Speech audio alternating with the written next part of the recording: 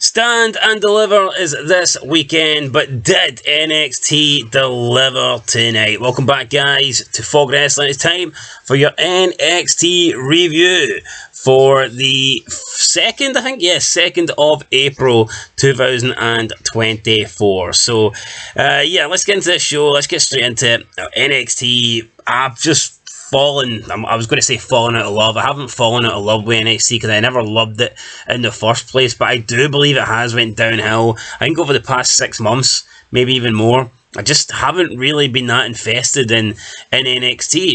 It's just not as good as it was. I liked it about a year ago. I thought there was some really good stuff happening. I miss Grayson Waller, in NXT. I miss some of the other people that got called up, in NXT. I miss Tiffany Stratton. I think there's a lot of things to miss about NXT. This new crop, I'm not quite sure if I really like them. Both champions at the moment are boring. You got Dragunov, Ilya Dragunov. Nobody cares. Honestly, nobody cares. Lyra, Valkyria, pretty much nobody cares either. I think the best thing to happen at Stand and Deliver would be getting new champs. As for Roxanne Perez, obviously she has debuted at this heel gimmick over the past month. She's doing, okay. It just doesn't really strike me as a heel. She's 4'10". I'm not really buying it. Although she is coming out with darker themed clothing, and she's looking a little bit hotter these days. So I'm not going to complain about that. But yeah, I just think we need a new champ. Tony D'Angelo, I was about to say Soprano. Tony D'Angelo, I think, will be a really good champion in NXT, whether he wins the belt or not. As for the women's division, still not sure who should be the champ. Roxanne Perez already had the belt. Does she get another run instead of going up to the main roster? Maybe. I've got a bad feeling though. Valkyria will retain, but I'm not going to do my NXT Stand and Deliver predictions right now. We'll do them later on, but let's get into the show. First match, Good Brothers versus LWO versus Axiom and Nathan Fraser. What can I say? I have seriously no interest in any of these three teams. I believe that Axiom and Nathan Fraser are now going on to take on the Wolf Dogs at Stand and Deliver, but I just do not care. I do not care. And this match was so botchy, and there was moves getting they weren't connecting properly. They were getting messed up, and it looked bad. Especially there was Axiom was doing moves to, I think, it might have been one of the Legado del Fantasma, and a lot of the things just weren't really paying off, or was it Luke Gallows? I cannot remember, but this was such a poor match. Nothing looked clean, nothing was linking up. A lot of the moves were off, and they were missing by quite a bit. Even the finish was awkward. You had one member of Legado just laying in the ring for about 10 minutes waiting to be hit off the top rope with a splash. It was, I don't know, man, this match was really bad. It's hard to explain. You need to watch it, but it was like everybody was green in this match, or they were just botching or something. It didn't look like a match you'd expect from, I'm not going to say they're all professionals, but they've been around long enough. I didn't think they would stink the bed that much, but they kind of did. If you haven't seen it, then probably better off not to check it, but if you want to check it, then so be it. Throughout the night, we had Ilya Dragunov and Tony D'Angelo sitting down for dinner. I'm not going to go through all the segments individually, but basically, Dragunov gets dropped off to have dinner with D'Angelo. D'Angelo does his usual gimmick, says that the family is coming, and it might not be the end of Eli's NXT reign, but it is going to be the end of his title reign, and he's taking that belt at Stand and Deliver. Ilya Dragunov says that you can't break me, and then Tony D'Angelo grabs his hand, and I don't know if his hand was broken or something, but he's squeezing it, and Dragunov is obviously in a lot of pain. So it was nice to see a segment happen outside of the ring. They went to some, basement, car park, garage or something. I don't know what it was, to have this meet Tony D having dinner with Ilya Dragunov. It was alright. Wasn't great, but it was alright. It was something different. Then we got Alexi King promo, which was no bad. I thought it was decent. He's talking about facing Von Fagner tonight. JC Jane took on Fallon Henley. Just a throwaway match. JC Jane wins with outside help. Didn't really care for it. Ava came out and informed us at Stand and Deliver there's going to be a 6-woman tag team match.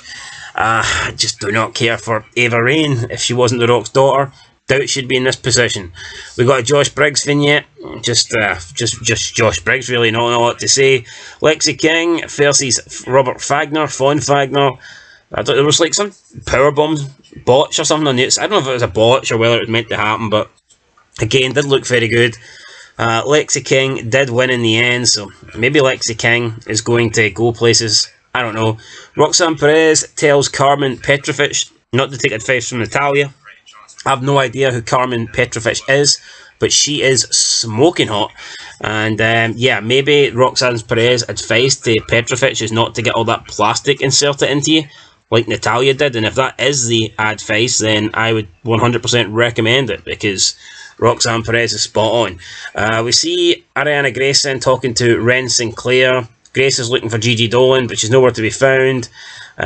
Gigi Dolan says Gigi looks great the way she is, but I guess Ariana Grace isn't happy with this, and she wants, I don't know, Gigi Dolan to have a makeover and look like her, to be a pageant or whatever.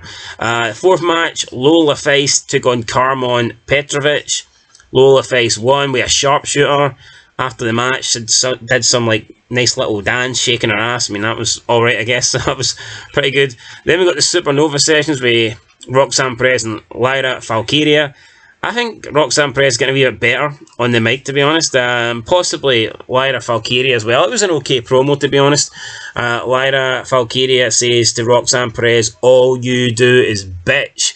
And after Stand and Deliver, you're going to have a lot more to bitch about, because I'm still going to be the champion. I thought this was good. They got in a little bit of a brawl, and Lyra Valkyria put her through a table. So I thought this was a good segment, to be honest.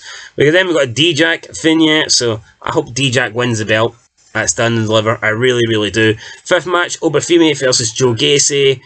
Sean Spears, the chairman from AEW, came out and he attacked Gacy from behind with a steel chair.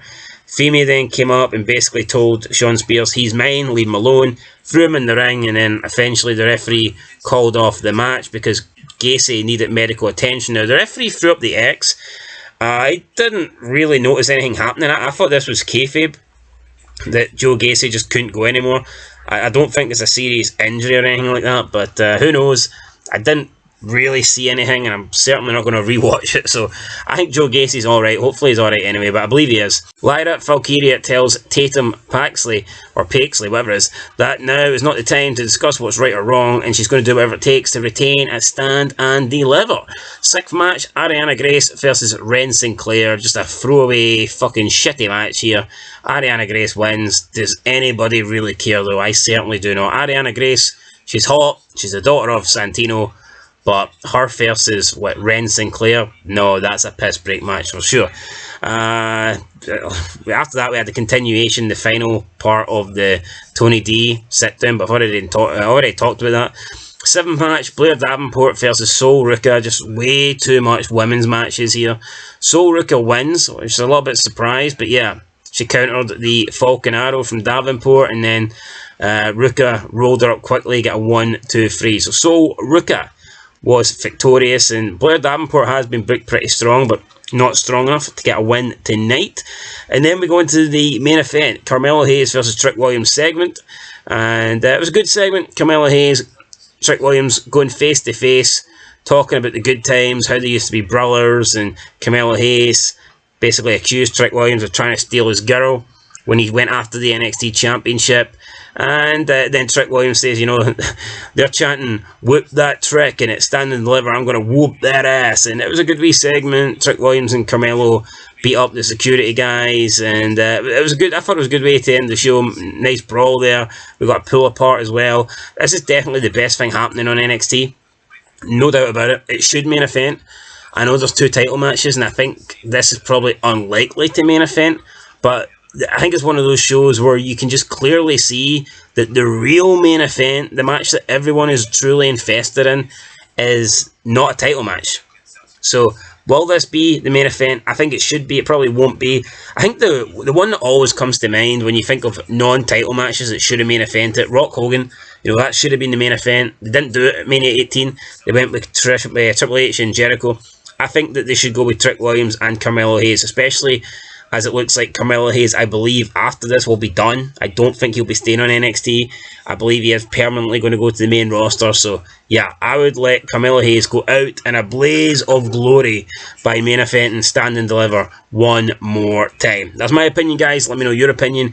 As for the overall show, I mean, it was alright. I'm going to give it a 3 out of 10. I mean, the women's segment was okay. The men's segment was okay. The matches, I'm not going to lie, they weren't great. I did like the sit down as well with Tony D and Eli Dragunov, but yeah, the matches just were not good, but segments were decent. It's kind of always the same with NXT. You always get a couple of good segments at least, so not surprised, guys. I'll give it a 3 out of 10. Catch you in the next one. Until then though, peace.